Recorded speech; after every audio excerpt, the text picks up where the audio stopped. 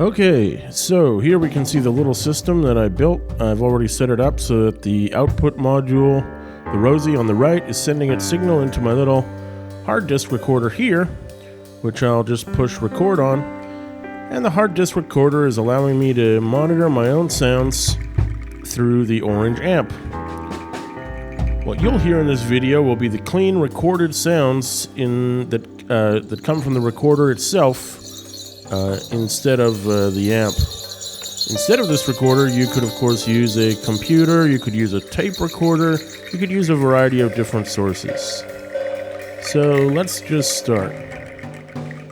First thing I want to mention about the Chipz is, as we said, it has a lot of functions in a small space, and it's also not very expensive, but there's a key detail about it in its name, which is that it doesn't make normal oscillator sounds. It makes lo-fi oscillator sounds, or Game Boy oscillator sounds, as I often call them. So let's just listen to that. This is the output of oscillator 1 on Chipz, and I'm going to feed it into one of Rosie's inputs here. And I'm going to turn it up a little so we can hear it.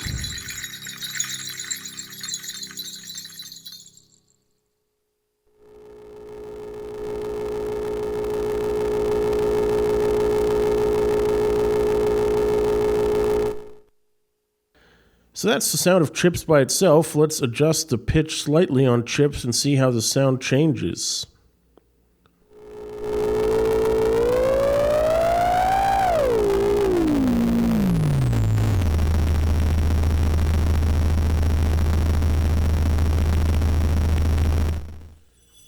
So first I pitched it up a bit, and you could hear how it was definitely a tone. As I turned it down, it went below the area of bass notes into the area of just fuzz and gunk. So again, if you want to build a noise system, if you want to make noisy sounds like Merzbow in the 80s, you can do it quite simply with a tiny system. But let's get a bit more complicated than that. I talked about how you could have a filter after the oscillator. Well, surprisingly, Chipz has a filter in itself that that first oscillator doesn't only have a tone control, but it has a filter control. So let's listen to that. So the Chipz has been set to play a note. Now I'm going to adjust the filter settings on the Chipz.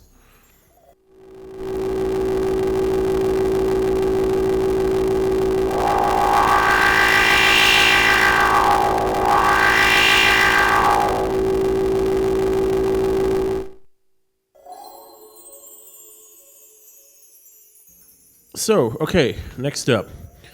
Let's take a look at Pinhole. That's this module here. As I said, made by Tenderfoot, based here in Taiwan. This module, as I said, is passive. And so, since our system only can power 4 modules, and we have 6, 2 of them have to be passive. Again, this is something I'm particularly a champion of. I think people building small systems and anyone who is on a budget should look at passive circuits as part of their system to see if you can get a lot of functionality without using up a lot of power or money. Anyway, so the low-pass gate is expecting a gate signal at the open input.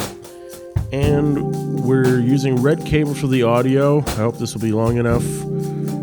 You still can't hear anything, even with the Rosie turned up. We don't hear any actual sound, but that's because nothing connected to here. The sound is going out from here into the pinhole, but the door is not being opened because there's nothing pinging that gate. So let's go ahead and do that now. I'm going to choose a blue for my gate signal, and this is where the Korg SQ-1 comes into play. I've connected a blue cable to the output, or the first gate output of the SQ-1.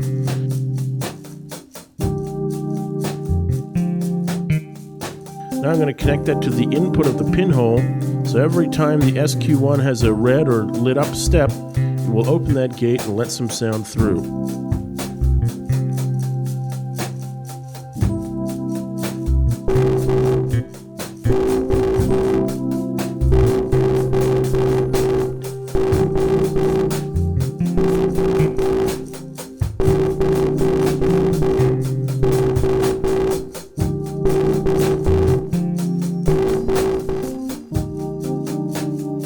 Okay, so you could see when I tilted my system a bit, the LED lighting up here on the pinhole when the gate is being triggered, and simultaneously you can hear the sound coming through. So let's just listen to that one more time. I'm going to adjust some of the settings on Chipz.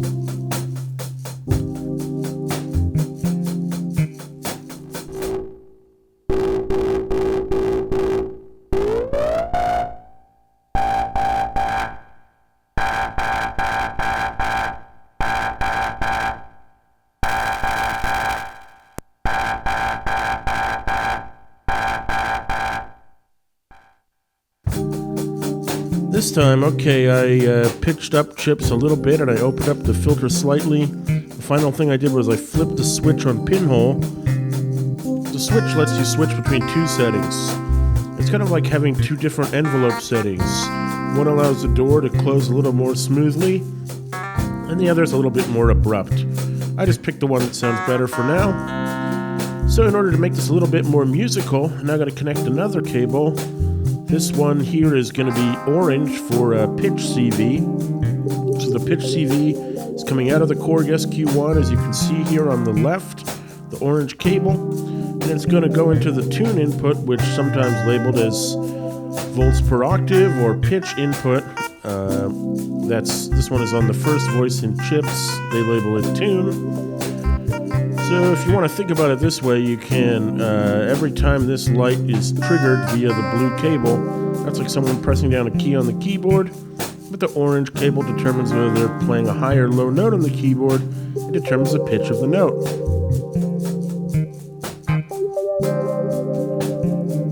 Okay, I made some adjustments here, and I didn't really, it was some of the settings on Korg SQ-1 that weren't ideal for our current configuration.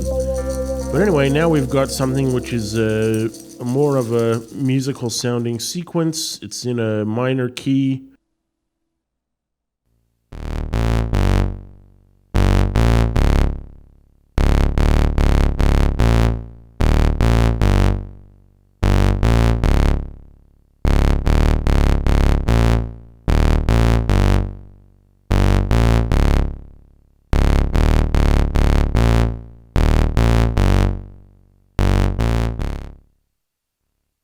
One of the things you have to remember is the range of notes the SQ-1 can play is limited, so as the Chipz receives lower pitched notes, it's more inclined to play noisier sounds.